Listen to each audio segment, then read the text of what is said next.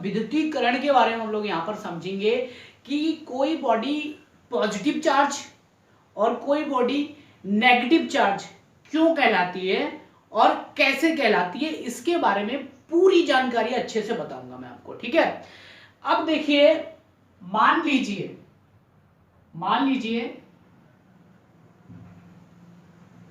कि एक बॉडी ए है और एक बॉडी बी है। ठीक है, ए बॉडी पॉजिटिवली चार्ज है, ठीक है, और ये बॉडी नेगेटिवली चार्ज है।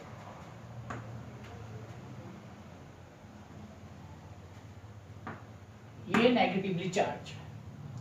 ठीक है, इसका मतलब ये हुआ कि पॉजिटिवली चार्ज जो बॉडी है इस पर पॉजिटिव चार्ज की अधिकता होगी, यानी इसमें क्या होंगे, प्रोटॉन ज्यादा होंगे।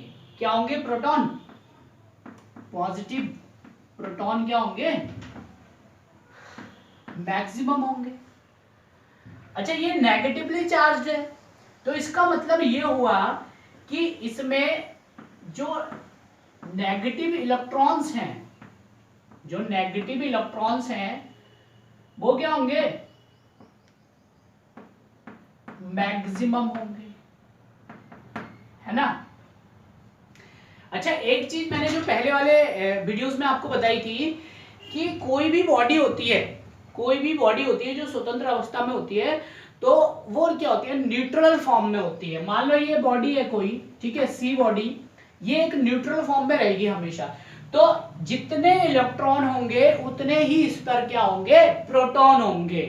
ठीक है, जितने इलेक्ट्रॉन होंगे उतने ही क्या होंगे, इस पे प्रोटॉन होंगे। मान लीजिए इस पे 100 प्रोटॉन है तो 100 ही क्या होंगे, इस पे इलेक्ट्रॉन होंगे, हमेशा। कौन सी फॉर्म में, न्यूट्रल फॉर्म में, उदासीन फॉर्म में। ठीक है, सी बॉडी है, इसको हम या तो पॉजिटिव चार्ज कर सकते हैं या फिर इसे नेगेटिव चार्ज कर सकते हैं। दोनों में से कोई भी तरीके का चार्ज इस पे अप्लाई हम कर सकते हैं। ठीक है, तो पॉजिटिव अगर हम चार्ज करते हैं तो वो इस फॉर्म में आती है, और अगर हम नेगेटिव चार्ज करते हैं तो वो इस फॉर्म में आती है।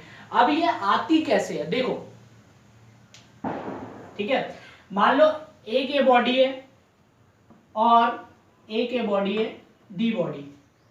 ठीक है, ये भी न्यूट्रल है और ये भी न्यूट्रल है। मान लो इसमें 50 प्रोटॉन है तो 50 क्या होंगे, इलेक्ट्रॉन होंगे, यानी ये भी न्यूट्रल है इस टाइम पर और ये भी क्या है, न्यूट्रल है। ठीक है, अब हमने क्या किया, यहां से इस बॉडी में 10 इलेक्ट्रॉन ट्रांसफर कर दिए।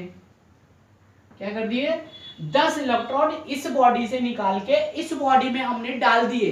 तो ध्यान से समझो, यहां पर 100 इलेक्ट्रॉन थे ना और 100 प्रोटॉन थे, तो यहां से हमने 10 इलेक्ट्रॉन निकाल दिए। तो यहां कितने इलेक्ट्रॉन बचे, अब 90 इलेक्ट्रॉन बचे। यहां पर कितने बचे, 90 इलेक्ट्रॉन।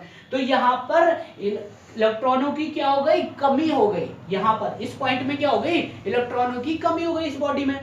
जब इलेक्ट्रॉनों की कमी हो गई तो यानी अधिकता किसकी हुई इस बॉडी में, प्रोटॉन्स की। 100 प्रोटॉन्स है और 90 इलेक्ट्रॉन है, तो अधिकता किसकी हुई, प्रोटॉन की। और जिसकी अधिकता हुई वही चार्ज कहलाएगी। ठीक है, बॉडी।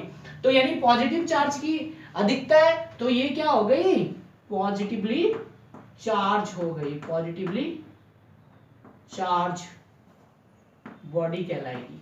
तो ये क्या हो गई, पॉजिटिव चार्ज हो गई। जैसे ही हमने क्या किया, यहां से 10 इलेक्ट्रॉन निकाल के इसमें डाल दिए। अब गौर से देखो, यहां 50 इलेक्ट्रॉन थे और 50 प्रोटॉन थे। ठीक है, यहां से 10 इलेक्ट्रॉन और आ गए इसके ऊपर, तो अब यहां पर कितने इलेक्ट्रॉन हो गए, 60 इलेक्ट्रॉन हो गए। ठीक है, जब यहां पर 60 इलेक्ट्रॉन हो गए तो अधिकता किसकी हो गई, इलेक्ट्रॉन्स की, और कमी किसकी हो गई, मतलब कम, कौन से कम हुए, प्रोटॉन हो गए। प्रोटॉन कम हो गए ना यहाँ पर, और इलेक्ट्रॉन क्या हो गए, अधिक हो गए। इलेक्ट्रॉन पे कौन सा आवेश, ऋणात्मक आवेश, यानी कि नेगेटिव चार्ज। ठीक है, तो यानी ये बॉडी क्या हो गई, अब नेगेटिव चार्ज हो गई। ठीक है, नेगेटिवली चार्ज बॉडी।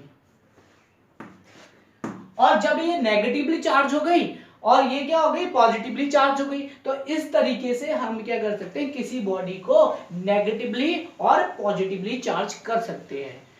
क्या करना होगा हमें नेगेटिवली और पॉजिटिव चार्ज करने के लिए, या तो इलेक्ट्रॉन की कमी कर दे या इलेक्ट्रॉन की अधिकता कर दे, तो हमारी क्या हो जाएगी, नेगेटिवली और पॉजिटिवली चार्ज हो जाएगी बॉडी। ये जो पूरी प्रोसेस है जिसमें हम क्या कर रहे हैं, नेगेटिवली चार्ज कर रहे हैं बॉडी को या फिर पॉजिटिवली चार्ज कर रहे हैं, इस प्रोसेस को क्या बोलते हैं, विद्युतीकरण को बोलते हैं। ठीक है, यही क्या है, विद्युतीकरण है। तो आई होप बहुत अच्छे से आपको ये समझ में आ गया।